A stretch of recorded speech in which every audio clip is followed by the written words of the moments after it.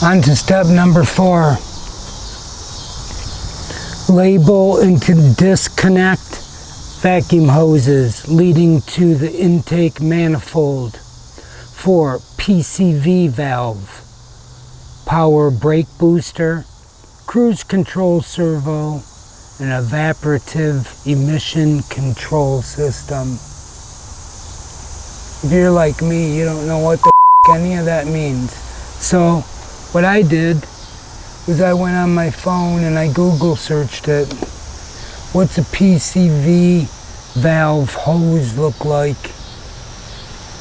What's a brake booster? Where is it at in my car? A 2011 Dodge Nitro 3.7. And then boom, it brought up pictures. So I was able to identify it.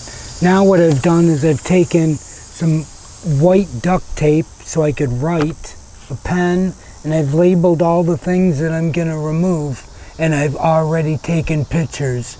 So when I take it apart and I need to put it back together, I'll know exactly where everything goes. Great idea.